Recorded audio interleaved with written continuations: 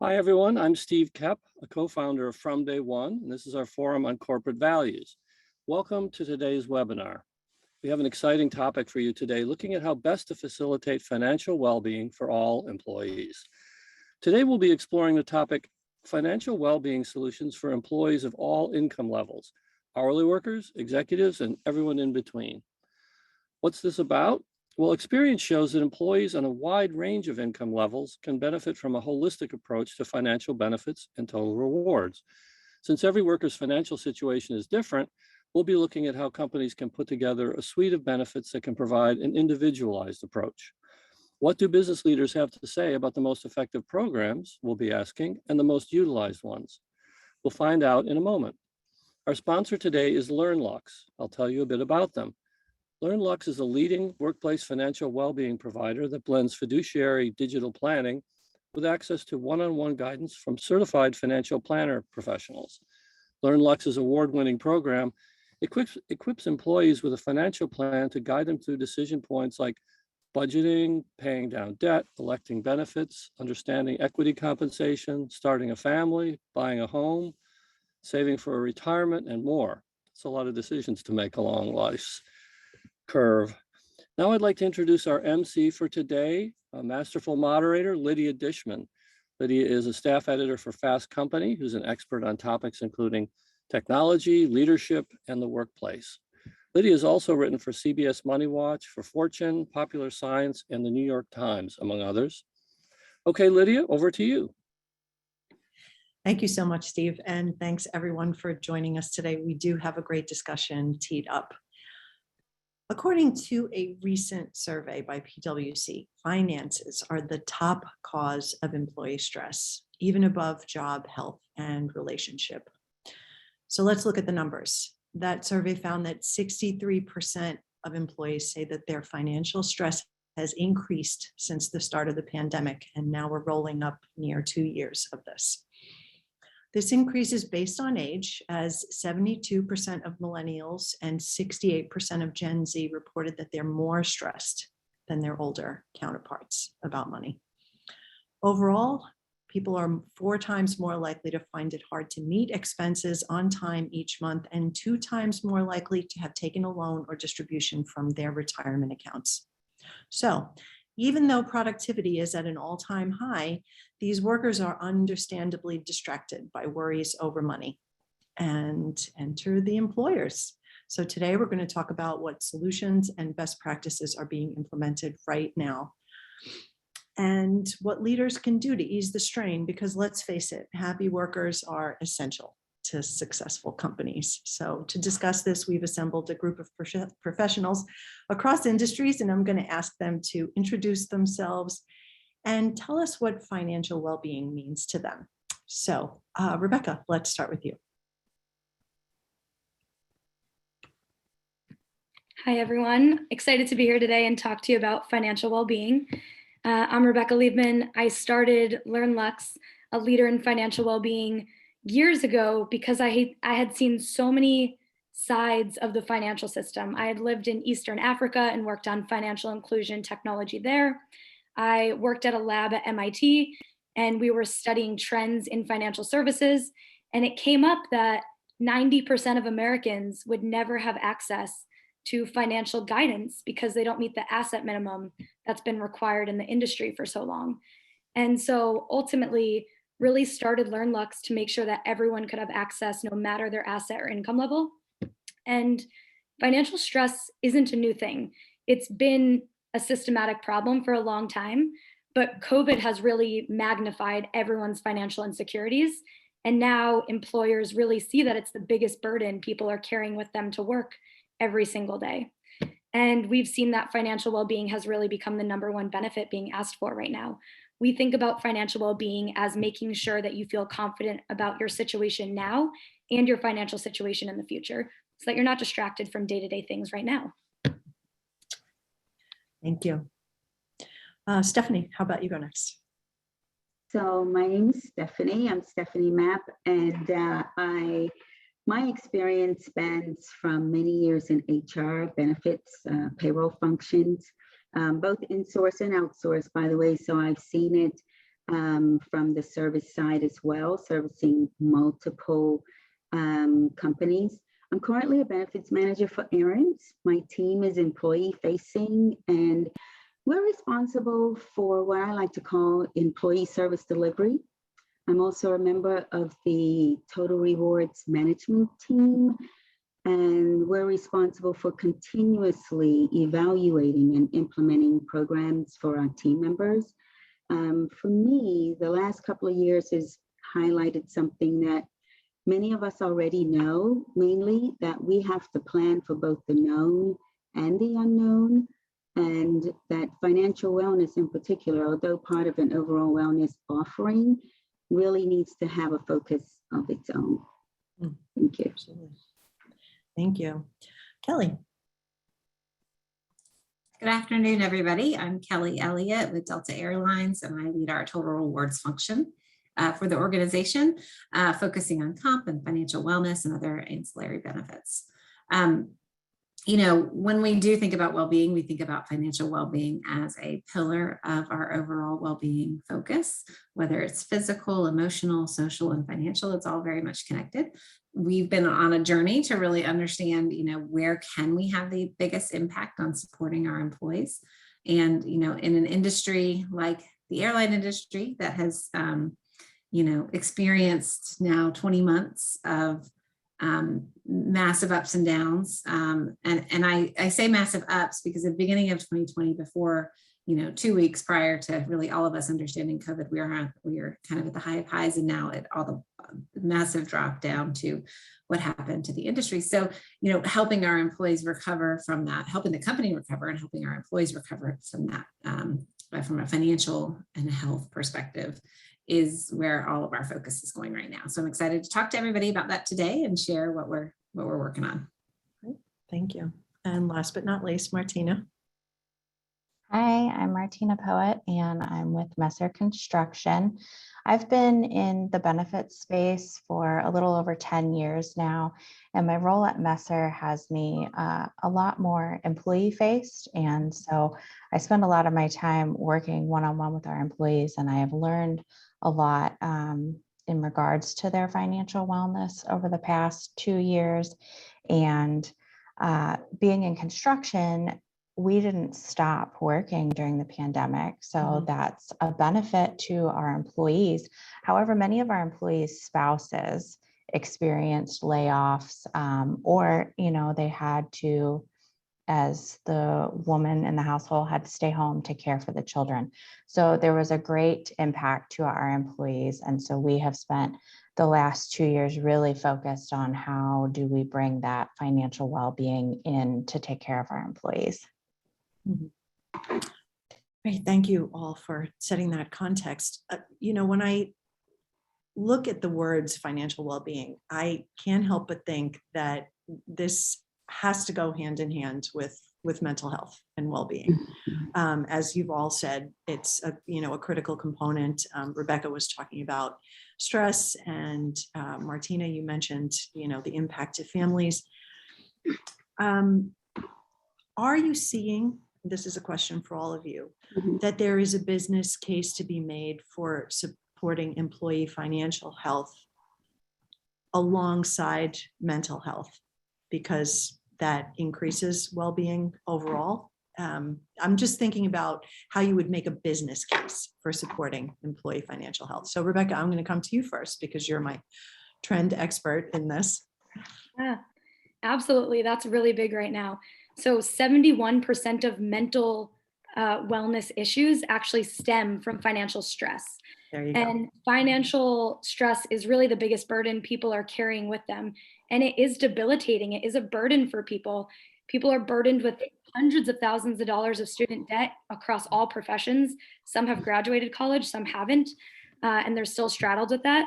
People are stressed about, you know, even their employee stock purchase plan and their equity vesting and their tax bracket going into a new range for the first time and not understanding the tax liability of that. And so across the board, we are seeing financial stress, and in all places, we're seeing that, you know, change how people make decisions because they're in a stressful mindset. And so there definitely is a business case there that they go hand in hand. Okay. Stephanie, are you seeing that you're having to make a business case to support employee financial health? And if so, what is that? Oh, ours was very compelling from a financial health perspective, because we had very much a cookie cutter solution previously, and it just was not meeting our needs. So we had to make a decision to break apart what we had as our standard EAP offering that had wellness attached. You know, it's all related, as you said, but we wanted to be able to make a real push to ensure that our team members, as we call them at Aaron's, were also focusing on the big picture when it came to their financial health. So we went out in 2019 before we realized what was going to be happening over the next couple of years. We decided we need to do something and make a change, a really, really good change for the better. And we did that. We went out, we decided that we were going to make it a team effort. And we engaged folks from many different teams as part of this process. We are a LearnLux customer, as you may already know. And Rebecca had to put up with our team bringing in multiple people, asking for access for folks that are, just folks who we felt might be good in the vetting of a system such as this. So it was a very hands-on, very, very hands-on approach to getting better in this space. And at the end of the day, we chose LearnLux. It's been very, very good. We chose them mainly because of the ability to have access to a certified financial planner, one that you could build a relationship with, and one that you would always, they would get to know you, you'd get to know them. They build that relationship around things that are very, very confidential, and they could make our team members help them to get to where they wanted to be. So that was a big driver for us. In addition, we wanted to be able to customize our solution, and that was really easy to do with the customization of not just the portal, but the videos and how we rolled it out. And we're special, we're retail. And when I say special is we're trying to do well operationally without, hindering our team members' ability to come in every day and feel good about themselves and to feel good about, what's happening with them. So it's been, I could go on and on. It's been very, very, very good for us. And hands down, we feel like we made a really, really great decision, and it's helped us. But the first thing that happened was just recognizing that the financial well-being did not need to be attached to our other wellness or well-being programs. We could break it apart and get something that really, really, really did offer what we needed. Well, and there's nothing like getting buy-in from team members by engaging them, in terms of making a business case, because you know that everybody's going to use it when they're all hands in. Martina, what did it look like at Messer? So kind of a similar story to Stephanie's. At the end of 2019, we had cut ties with our previous financial wellness platform. We had extraordinarily low engagement in terms of 10 people utilized it in the year 2019 in a company of, at that time, 1,400 employees. Wow. So we spent the beginning of 2020 on the adventure of investigating financial wellness platforms. And ultimately, we ourselves as well landed on LearnLux.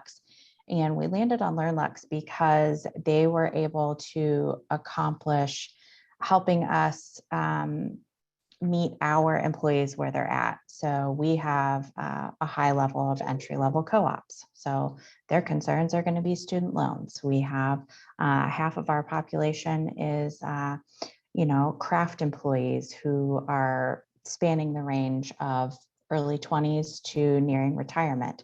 We have executives, we have mid-careers, we have a whole host of different generations of employees in our company, not to mention we're spanning multiple regions. So we're in 5 different states. And so everybody's needs are so different. And LearnLux was able to provide us with that platform that's going to hit all of those points that matter to all of those individuals.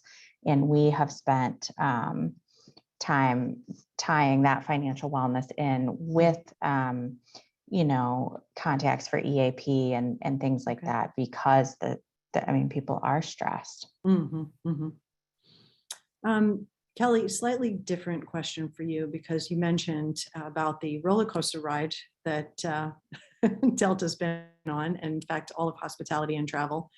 How has the organization balanced maintaining business objectives with supporting employees' engagement and job security?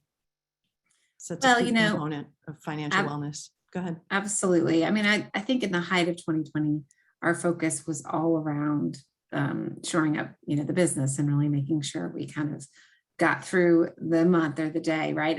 And part of that was becoming a smaller workforce. What we were able to do was make that happen on a purely voluntary basis. So we had many of our Delta people take voluntary leaves of absence. We had many who decided to voluntarily retire or to leave the organization. And as a part of that, we actually partnered really closely with Fidelity and did one-on-one coaching sessions. This was all about supporting the individual with this massive life decision. Are they prepared, both financially and emotionally, to retire? I mean, this is not the way, when you think about retirement, a lot of us think about financial, right? But the emotional connection there is huge. I mean, this is a big part of work, is a big part of somebody's life, and being ready to make that next step to retirement. You have to consider both the financial and the emotional side of that. And so we partnered closely with Fidelity to do these coaching sessions, kind of decision sessions, to help support them. And we had a huge amount of engagement as we went through that. And that kind of, we took off from there. Once we were done with those, supporting people through those decisions, we said, these coaching sessions don't need to stop with this decision they're making. We need this to continue as we go. So a big piece of our investment just kind of came from all the work that we did in 2020, and how do we carry forward so that people are continually making the decisions they need, whether it's, an emergency savings fund or 401k actions, or you name it, a number of other things that they might be doing to really focus on their credit score and managing their debt and budgeting. So it was a great way to get started. And the feedback that we received and the engagement that we got was enough to make that business case. We didn't really have to do a whole lot more. We had tons of feedback from that experience that we were able to use and leverage. So what we're putting in place today is really a framework around the needs of our organization. We are focused on 3 key areas of financial literacy, financial stability, and financial freedom. And literacy is just me and you being able to have the conversation about what is a credit score, what is debt management. It's starts from the very basics. And then stability to us is about living wages and family sustainable wages, and really building up emergency funds and taking care of student loans. And then financial freedom is what we want people to be working towards. And we want to provide jobs and support that get them there, which means if you have a 30-year career, that you can be financially free and retire and have that time for yourself. So we're building out the strategy of what would it take to move somebody through all those phases. And some of that is coaching and support and education. Some of it might look like new programs. And we don't know what those will look like yet, but they might center around emergency savings or student loans or additional kind of incentives around retirement savings and that sort of thing. So we have a long way to go, but we're really excited about kind of our initial assessment that is comprised of support from input from employees, survey data, along with a lot of industry data and just best practices as well. This is bringing up two additional questions, so I'm glad you're providing this context. One is around this notion of financial literacy. And Rebecca, this question is for you. How much, from your perspective, is employee stress due to the fact that maybe they don't know how to speak this language? And I mean, you opened by saying it really was the purview of the 1% to have access to an advisor and so forth. Is it possible that some of the stress comes because they just don't really know what a credit score is? Yeah, I think the term financial literacy gets a lot of different meanings and is a little confusing, but the way I would think about it is that at LearnLux, we pride ourselves on being the most accessible and equitable financial well-being program, and that means meeting people where they are. For a lot of people, they didn't grow up learning the language of finance, and so it's very intimidating for people.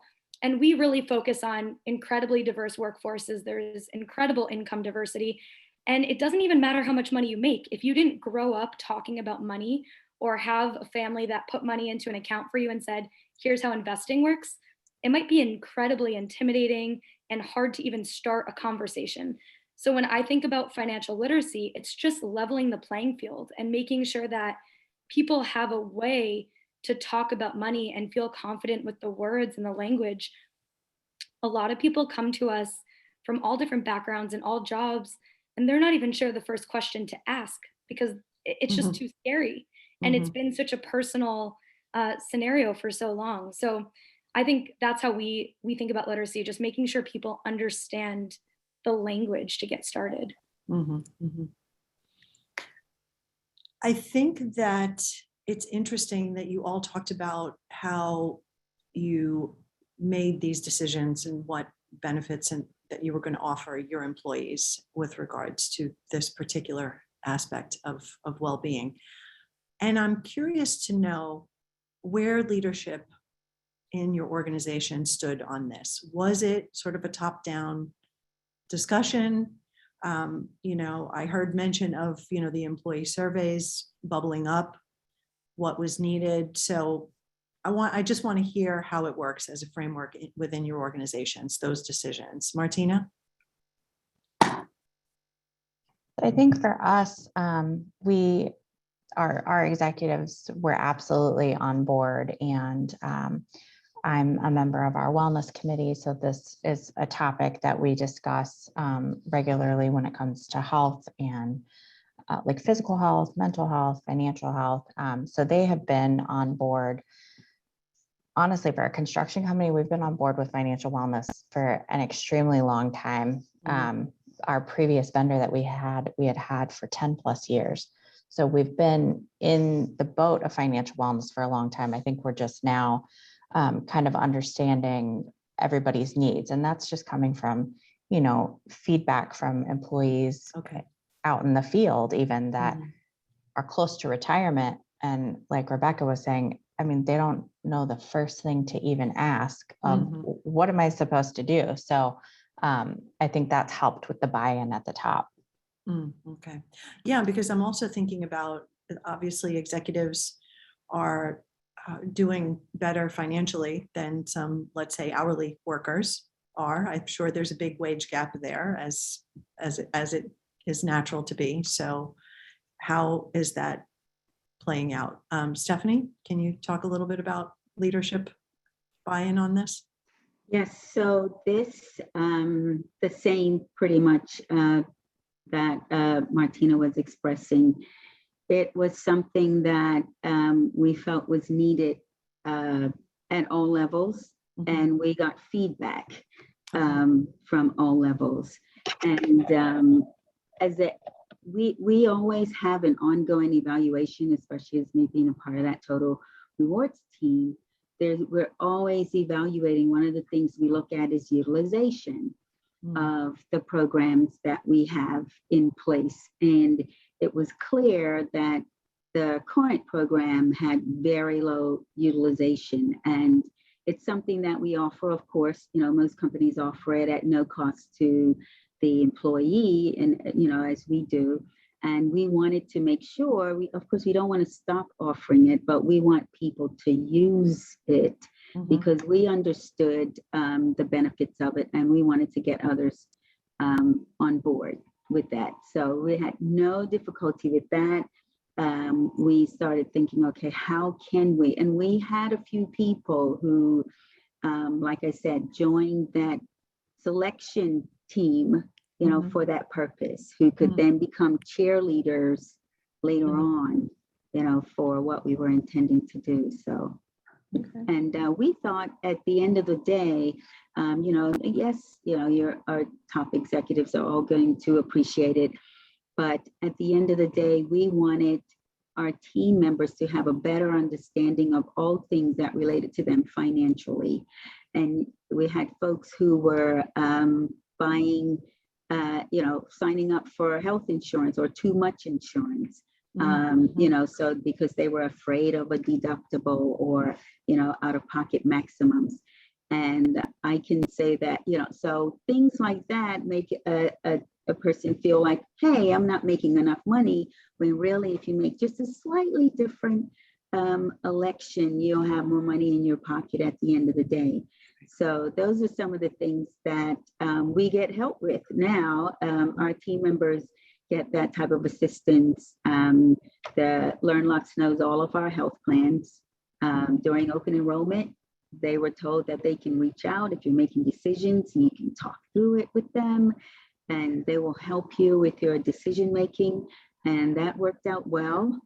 So it's, you know, it all comes together in the end, though. Kelley, leadership versus bubbling up. You know, all that we're doing is really driven from the top of the house right now when it comes to all aspects of well-being, whether it's this financial well-being space or emotional or physical. It is a key business initiative for us. Just as supporting our people is a key business initiative, this is a really, really big piece of it. And so we are, you know, coming up with the solutions, but I'd say it's definitely a directive of go figure out how we can really support all Delta people. And I will say the focus is probably a little bit more on our frontline employees of really, you know, particularly new. We've hired a lot here in this year now that we are recovering, and want to really support newer or employees coming into the organization as well, particularly at those entry wage rates, and make sure that we can do all we can to kind of help set them up for the right path. And so thinking about those audiences differently has been really important for us as well. And the leadership focus on where we need to be really driving engagement has been pretty clear too, that we need to make sure it is a very accessible, equitable program. And so we aren't, you know, you might not hear us talk as much about maybe wealth planning or, you know, kind of longer term planning right now. We are focused more on kind of that kind of almost like crisis management planning right now, just getting people on the right foot, taking care of some of those major hurdles that might be in their way right now to really just have that path be set the right way. So thinking about, you know, week to week pay and cost management, budgeting, really thinking about the impact of a credit score, planning to, you know, have a mortgage. So some of it's really, really focused on the basics. I'm glad that you mentioned entry-level wages, because we've seen wild fluctuations in what frontline workers can and do make right now, because people are so desperate to get people in the door. But there is a question of equity. And so, Rebecca, what responsibility do you think employers have to eliminate some of those systemic barriers to financial inequality? Yeah, as I was saying before, you know, a lot of people don't have someone they can go to ask financial questions. And a lot of people don't trust the financial system because it is so opaque and confusing, and you're not sure if someone's just pushing a product to you or trying to get your assets into, you know, an account they have. And so the industry has been not amazing for many, many people. And so really what we've seen is companies identifying that they want an independent, unbiased solution that they can give to all employees. So I'd say the two themes there are, with benefits equity, financial well-being is something that you can give to every single employee, whether they are an executive with executive benefits, or if they are an hourly worker trying to make ends meet.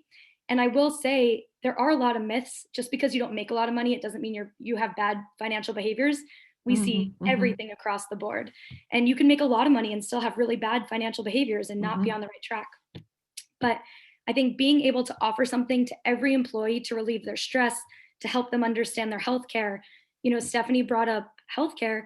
The number one reason for personal bankruptcy in America is picking the wrong healthcare plan during open enrollment and saying, oh, I'm going to pick a high deductible plan, takes the least amount of money out of my paycheck. But actually, you don't have $6,000 to pay out before insurance kicks in. And then you get into this cycle of medical debt. And so being able to help people holistically with their financial plan, all financial decisions, but also healthcare decisions, total rewards decisions, really impacts equity and allows people to optimize what they're getting access to already, know what they have access to, and build on top of that. And the second piece is really that independent, unbiased solution. And that's kind of the next wave of financial well-being companies that you're seeing are, not affiliated with a bank. They're not pushing products. We at LearnLux only employ certified financial planners because they have an ethical obligation to be a fiduciary and act in your best interest. And that is quite new in the space, that you can take a meeting and know that I am not going to be sold anything. I just want to get validation on what my plan is or a question I have. And so those are two big things that are really changing the industry and providing access and equity. So if I'm hearing you, then you're saying that the employer does have some measure of responsibility to ensure that its workforce is achieving some equity in their financial well-being. Yes? Yeah. We've talked about how this is the biggest stress people carry with them. And so many of our financial decisions are tied to our employer. Our paycheck, retirement, healthcare, insurance, equity is all tied to our employer. And so if we can understand that, it actually benefits the employer as well, especially in a time like this where everyone is trying to hire and it's a really hot talent market. Having employees understand their benefits is incredibly beneficial for the company because people won't leave for a dollar raise. They'll stay and say, oh, I'm getting all these other benefits that have economic value and I understand them. And it makes sense that I'm making this much money. And so I've seen it help both the employer and employee and create systematic change across companies because, a lot of financial wellness products used to only be accessible if you made a certain amount of money. It was an executive benefit.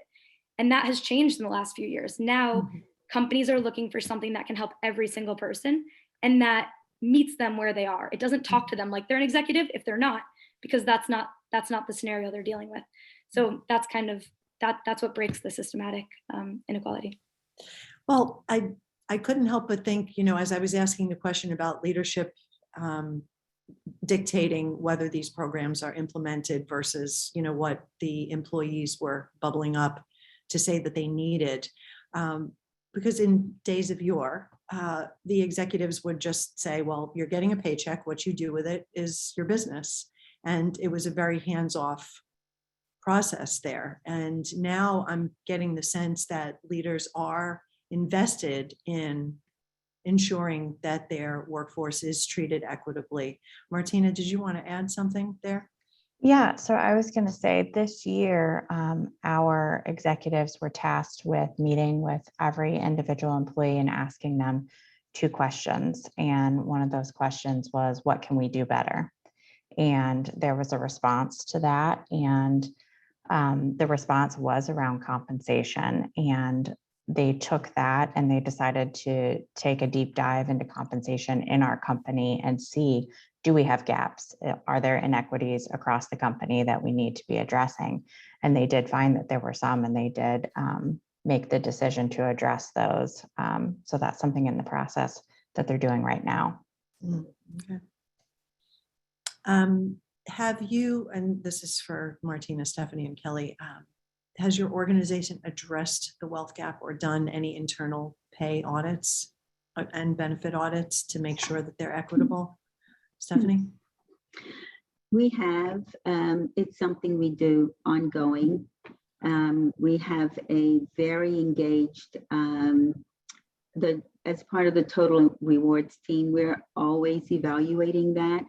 And it's something that is really super important. folks should feel comfortable about, or at least, somewhat comfortable with the pay that they're getting when they come in the door. And we can't afford to have people feeling as if they are not being treated fairly when it comes to pay. So it's something that we always evaluate. And for that reason, many of the policies around that are known. There are no secret, this is how we do this group, but that group that gets something else. So, and it's important to have that transparency because, that keeps the noise level down. So it's not something that, of course, everyone would like to be paid more. We're always going to have that, but I have not seen where we've had like the loud noises around inequality.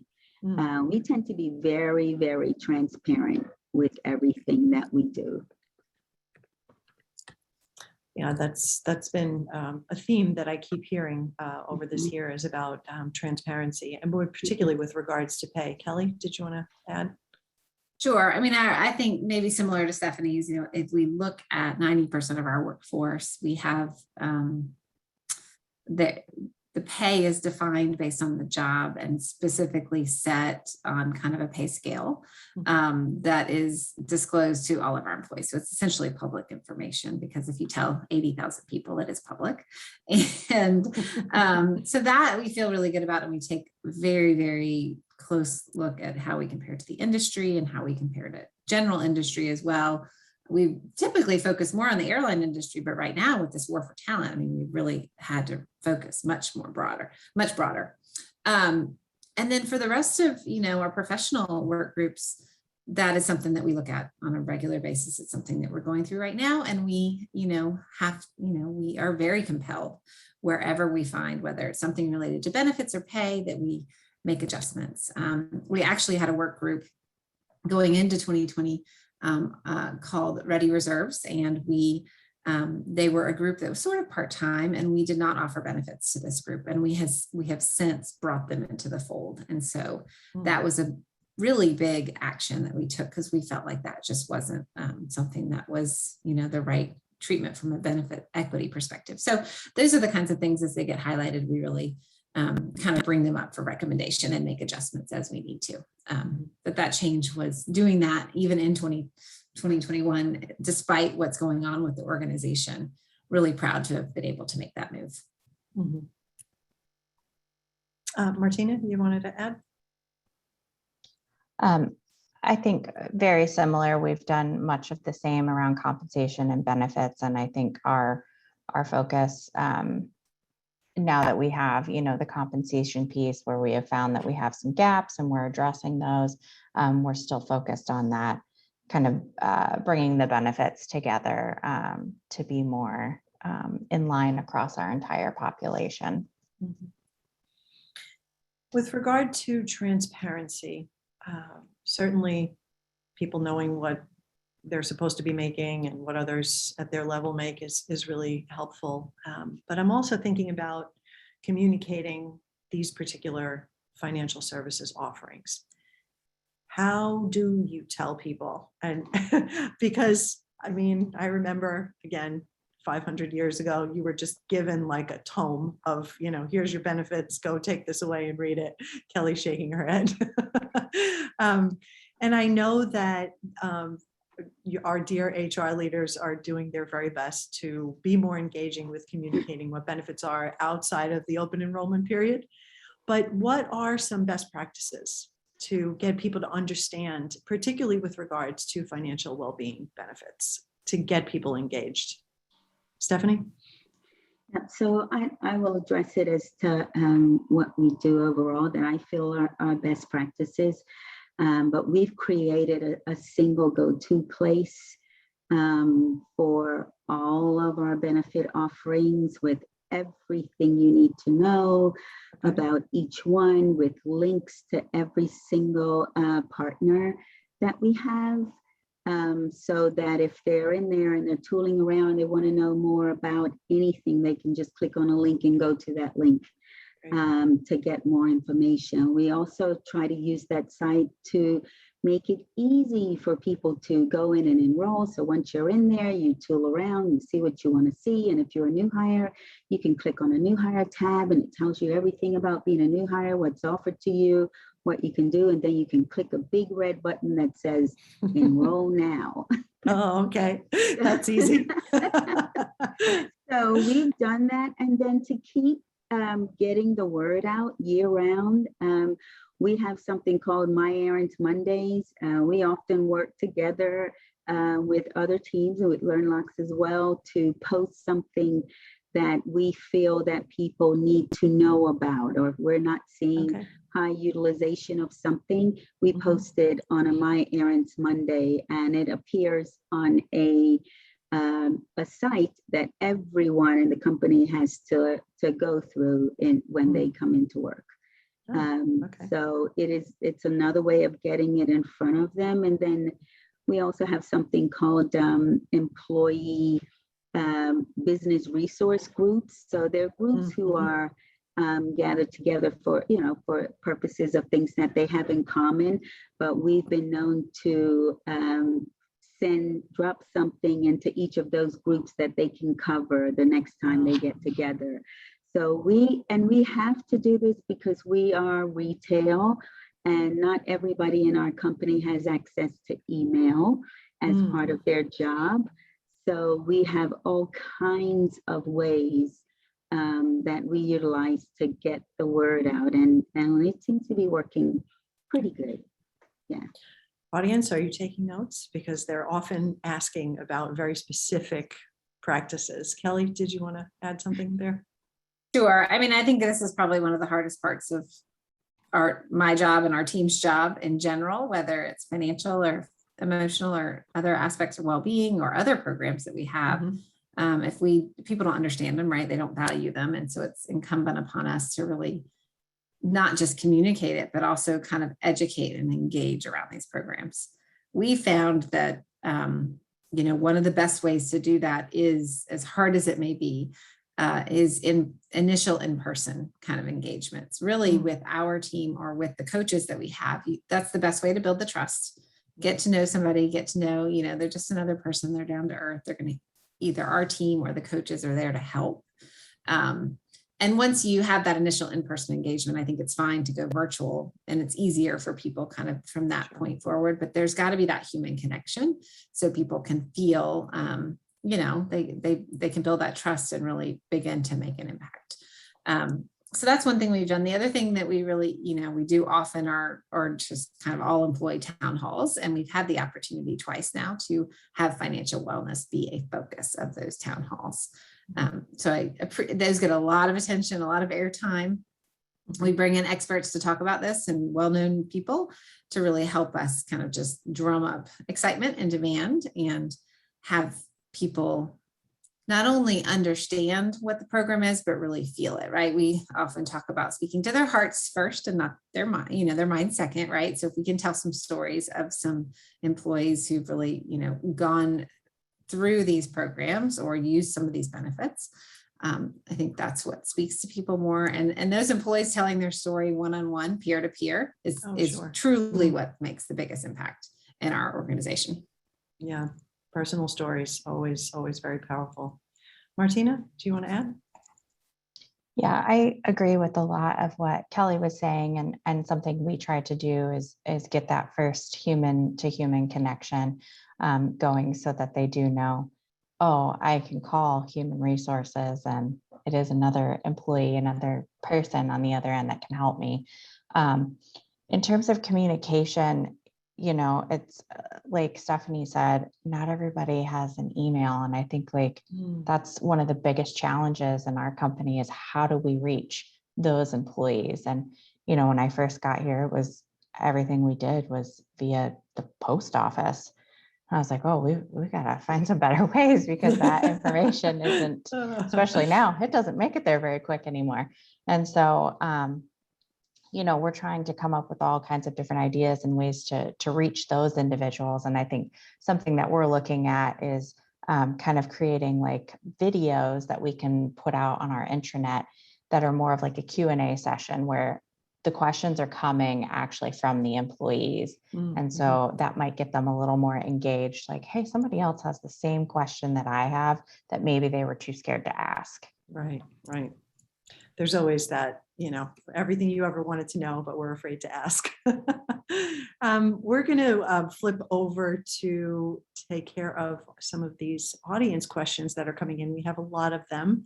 So we have about 15 minutes to tackle some of those.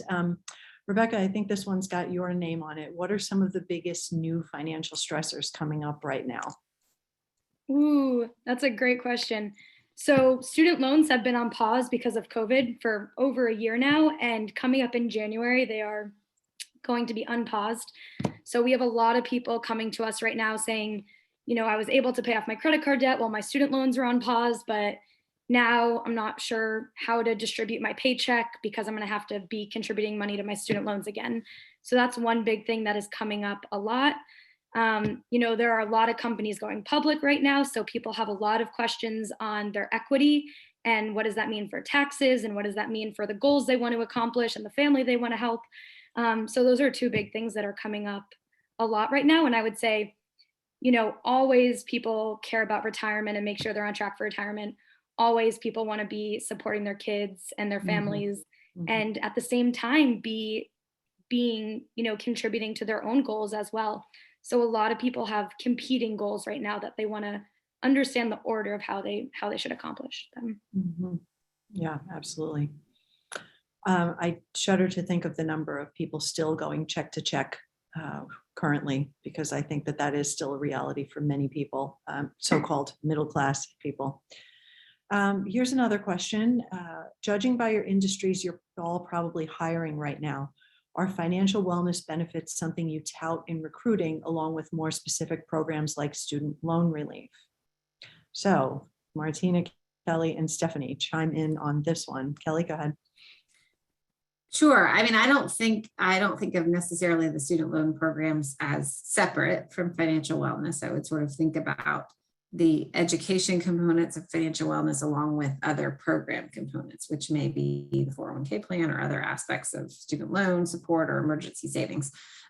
So yes, I think that we do include that in kind of here's what the employee value proposition is as you join the organization. Now, could we do a better job? Absolutely. There's so much that's part of that value prop that we need to probably all as an industry and a function at all of our organizations, make sure we're articulated in a way so that we can differentiate our offering from the organization down the road. Martina? Sorry, Stephanie. She pressed her button first. Sorry. No, I feel like we're in a game show. I totally agree with what Kelley said. Yes, it's part of, we definitely want to tout, what we have to offer, and that is a big part of it. And we put it in a way that helps them to look at, financial well-being in possibly a way they have not thought of it before. It's not just for people who are wealthy. It's for anyone who's planning, who wants to do things a different way with their financials. Money matters is a big deal for regardless of who you are. So that's how we sell it on our site. Okay. And it's good. People are interested, which is good. So Martina, as a talent acquisition strategy, are you using it? Yeah, we definitely are using it. And I think with everybody right now, aren't we constantly reevaluating what our strategy is? Because I'm sure we all are in need of many employees. So we definitely use it in partnership with our retirement plans. We're an employee-owned company, so we have various retirement plans that we definitely put front and center when we're recruiting, and we're bringing in that financial piece as well. Here's another one that may have Rebecca's name on it. What are your thoughts about the future of financial wellness and benefits with the onset of cryptocurrency and other kinds of digital commerce currencies arising that employees may be exploring? That is another great question. That's another great question. Our certified financial planners actually are in the process of taking a blockchain and cryptocurrency course, because when Okay. you're a CFP, you are required to do ongoing education. So we are constantly sending our CFPs to classes that they're interested in so that people can be specialized in anything. And crypto and blockchain are coming up more and more with employees. So we want to make sure they are prepped and can holistically talk about that with their plan. So they are in CFP credit classes right now. It's a great question. Okay, good to know, good to know. With many employees in lower paying roles barely making ends meet, how do you help them start saving for the future and other longer term thinking? This has got all of your names on it. So anybody want to chime in first? Raise your hand. I'll Press your chime in. button. Go ahead, Martina. So for us, as I was saying, our retirement plans are kind of that first and foremost thing that we promote here at our company. And I think one of the beauties of that is our employees don't have to do anything. It's an automatic benefit. It's going to happen for you, whether you want to participate or not, although I would think you would want to participate. And so I am happy that that's something we're helping to kind of get started for employees, especially our craft workers who really are paycheck to paycheck, and they're just thinking about what's in front of them right this moment. And, you know, I want them to be considering what's going to happen when they're 60 and 65 and what that's going to look like for them. Mhm. Rebecca? Yeah, I see every type of financial situation, and a lot of people email me when they've had really life-changing scenarios because they want to, tell their story and make sure it's shared with others at their company and more. And when you think about building emergency savings, that is a huge goal for people right now. Someone asked about biggest stressors. That's a big goal right now because COVID did hit a lot of families and it erased a lot of their emergency savings. People were laid off or furloughed and they had to dip into their emergency savings for maybe the first time. And so a lot of families are rebuilding savings right now, also trying to pay off debt, also trying to contribute to retirement. So I think it's a great question. And that's really why I think when you're looking at financial well-being, you want to make sure you're looking at a holistic solution that can cover everything, because you don't want someone to get stuck in a cycle of living paycheck to paycheck. You don't want someone to be able to pay off one bill, but then, something happens, they can't pay for childcare, they can't pay to fix their car, and they're in debt again. You really want to follow this order to make a plan where you have savings, you're paying off debt, and you're contributing to other goals. And by working with a professional or even with a digital platform, you can do that and you can make sure that you're on the right track. So that is the exact type of questions that people come to anyone with, I'm sure. Yeah. And I would just add that I think that's really how we see things, our team members benefiting, because they don't believe or they don't know how to make that first step or what they need to do in order to change their current financial situation. But once they get together with someone who's able to talk them through it, offer suggestions to them, they realize that it is something that's doable. It might not be easy, but it's doable.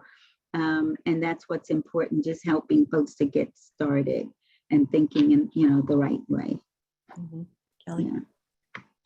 Yeah. I think it's really important to understand where they're coming from, right? When you think about what those goals should be. And obviously some goals may feel unattainable, and certain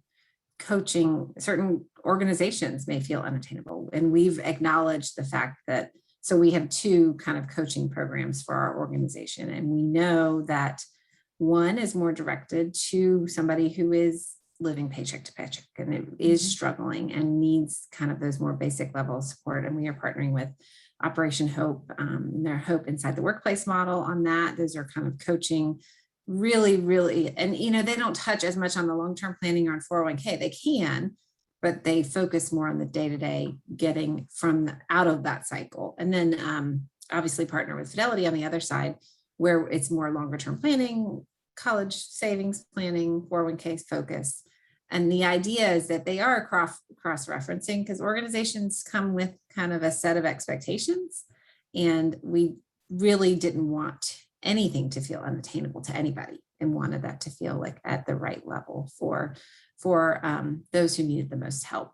So that's been a pretty good approach, I think, and really making sure we think about segmenting our population and really thinking about what the needs that they have. Mhm. Well, speaking about the lower wage workers, Alan wants to know, do any of you provide resources that can offset the need to seek payday loans or any other high rate loan options when lower earning employees have emergency situations? Again, anyone want to raise your hand? Go ahead, Kelley. We don't currently do any sort of early access to earned wages or more frequent paychecks, but it is quite the topic of discussion. And we're seeing from a lot of our organizations that we're competing for talent, it is something that they are talking about as they're recruiting as well. So definitely something on the radar. I don't know if that's what we'll end up doing, but having lots of discussions on that and really trying to understand how it will impact our talent strategy. There's this debate of, is it a good thing or not, right? And I think trying to get through that debate has been interesting. Yeah. Stephanie? So I agree because we changed our payroll system and we now offer it. And yes, I do shudder a little bit if I'm looking up someone to assist them with something and I see all these checks, prior to pay date. So I'm not sure how I feel about it. I'll be honest about that. But Rebecca, that may be something that we want to add to our counseling sessions. That's all I'll say. Rebecca? Yeah, I would say all the employers I talk to are kind of skeptical, and I have seen negative cycles that occur when, there's different ways to do this. So I don't want to speak for every program, but it's unfortunate when someone gets into a situation where they can't get out of the cycle and they keep taking money, and it's usually not a great scenario. And really what our planners try to do is get you out of that paycheck to paycheck life, make sure that you set aside money for emergency savings. That means that you might not be able to pay off your debt this month. You might have to have emergency savings because that eventually will get you out of the cycle of debt. Right. So there's just an order of operations for how to make decisions. And we really think about it more from a long-term perspective and what's not going to ruin your credit and what's going to, get you on the right path long-term. But it is a really interesting question. And I'm sure something that will come up more and more with employers, especially with the war for talent. Well, that's our time. So first, I want to thank you all for joining me. Rebecca, Stephanie, Kelley, and Martina, you've provided some excellent insights. For those audience members who did not get their questions answered with specific regard to LearnLux, I would encourage you to please reach out to Rebecca either through LearnLux website or through LinkedIn. Likewise, if you have questions for any of the other panelists, connect with us on LinkedIn. We'll be happy to help you in whatever way we can. So over to Steve. Thank you, Lydia. And thanks to all of our speakers. It was a thoughtful conversation with lots of specific tips for the audience on an issue that's really gained prominence lately. Thank you again to our sponsor, LearnLux, and to all of you in the audience who participated today and asked lots of good questions. If you'd like to join us for more virtual events, you can head to our website, fromday1.co, and check out more of our upcoming webinars and conferences. As a reminder, one of our monthly virtual conferences is coming up next week, Wednesday, December 15th, and it's titled The Future of Work in an Era of Rapid Change. It's going to be really valuable for people who are anticipating the constant change of work. It's revolutionary and ongoing. So thank you all again. Thanks, everyone. Stay well.